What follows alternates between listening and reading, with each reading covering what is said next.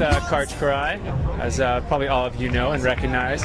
Karch, just a couple questions for you. One, I just want to get your take, seeing as how you've won Manhattan. You can tell us how many times. I want to say 9. What your take is on Manhattan and the history and what it means to you as a player, as a fan, and what just the general feeling about Manhattan Beach is. I think growing up, first of all, you and I both grew up at East Beach, and all the lore and the legend is in the air. People talk about it. I mean, I get goosebumps just thinking about it right now. And I would love the Santa Barbara Open, especially when it was held at East Beach, and all the guys would come in.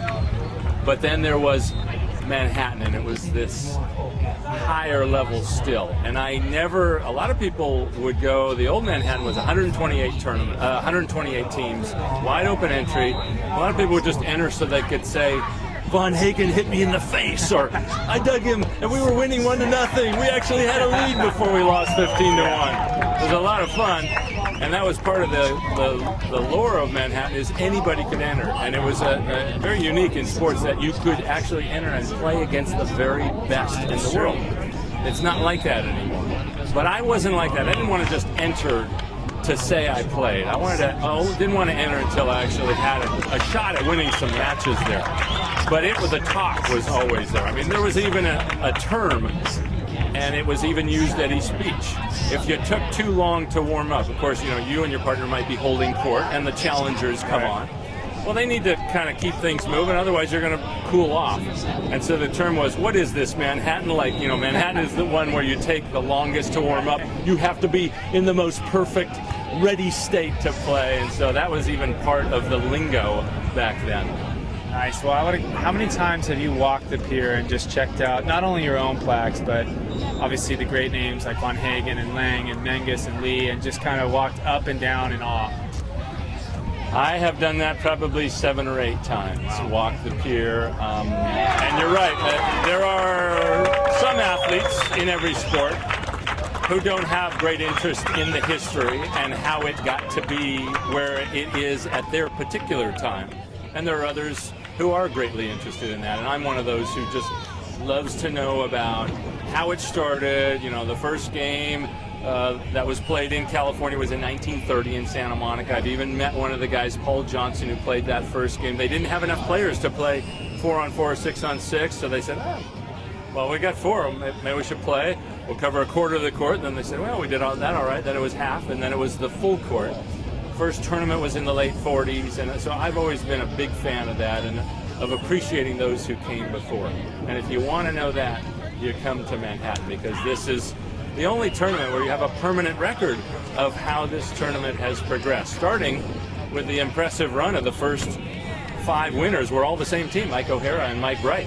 And Mike Wright being a great waterman, there are legends of him paddling over, because it was a surf festival, that volleyball tournament was part. Paddling over from Catalina, jumping onto the sand, and then jumping out onto the court and playing and winning. And anybody who can win 5 in a row, my hat's off to him. Yeah, that is very impressive. I agree.